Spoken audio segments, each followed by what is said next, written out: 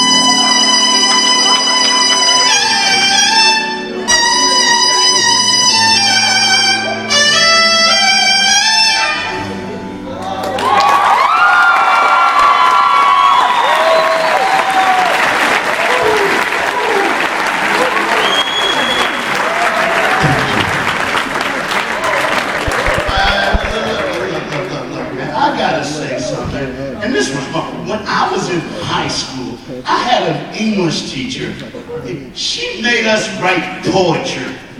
Look at me. Do I look like I write poetry? No, I eat poets. She came in and said, let's write poetry. Write about something you love. First poem I ever wrote went like this. I like football, yes I do. I like football, how about you?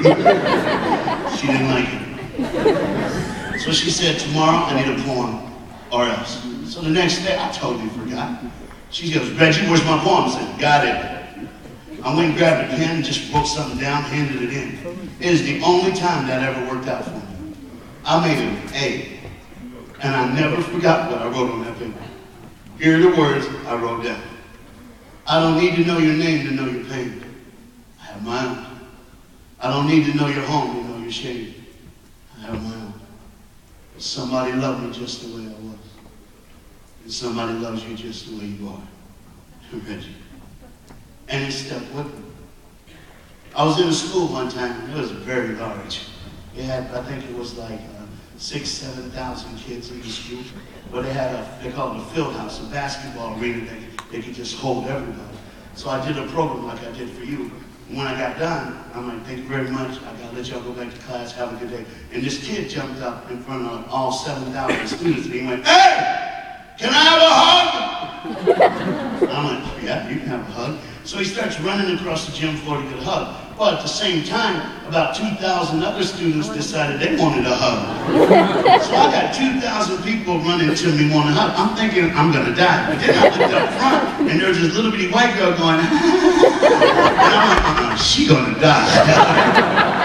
So I'm hugging all these people, and I'm hugging. And there was a girl, she had a hoodie on, and the hood was up. All I could see is like a little hair sticking out. And she gave me a hug, and she kissed me on the cheek, and she whispered in my ear, thanks for coming to my school.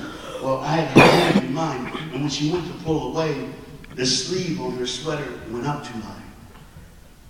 And I could see her arm.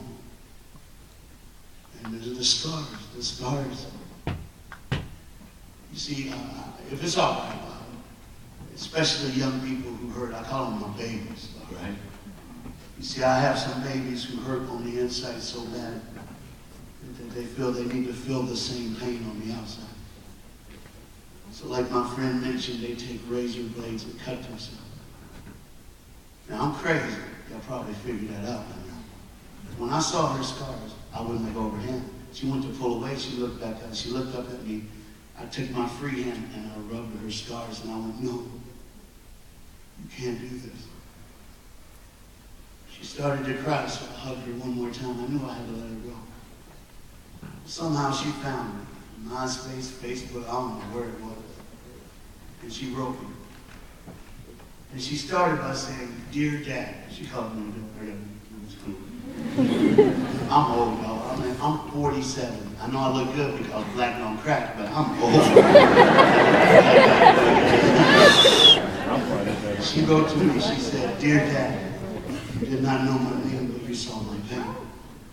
You You did not know my home, but you saw my shame. But you loved me just the way I was. And I'll never forget you. Love your daughter, the color. That's what she calls us. We write back and forth all the time. It's not a job. I just made myself a promise to Tim. I'd stop. Can I do one more thing before we go? I know I gotta let you go. Play another song. Okay, I'll do one more song.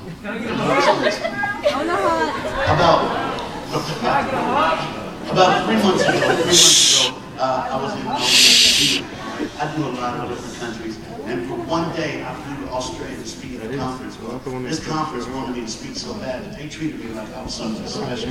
They gave me a first class ticket, all this stuff. So they got this lounge at the airport where you wait for your flight.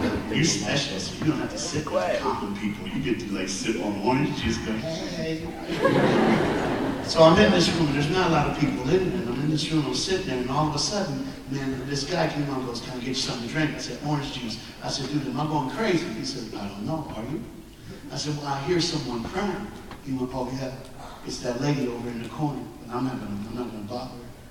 So I made my promise. So I get up and I walk over, and she had her hand by her face. I touched her, and when I did, and she looked at me, she kind of jumped. Everybody jumped. Kind of big. Little kids yell King Kong. And I said, I'm sorry, I don't even bother her. She says, what can I do for you? I said, nothing. I said, matter of fact, I'm keen to ask, I heard you crying. Can I help you? She goes, well, what do you think you can do? I said, I don't know, but I gotta ask. She said, my son goes to university in Australia. Yesterday he was killed in a car accident. I'm going to get his body and bring him back to New Zealand and bury him. I said, can you tell me about it? And for the next 3.5 hours, she told me about her son. She sat by me on the plane, changed her seat. When we landed in Brisbane, Australia, I had to go. I said, ma'am, I don't know how, but I hope you have a good day. I turned to walk away, she went, excuse me. I turned around, she said, I could tell by your accent you're from America, but you never told me your name. And I said, it don't matter.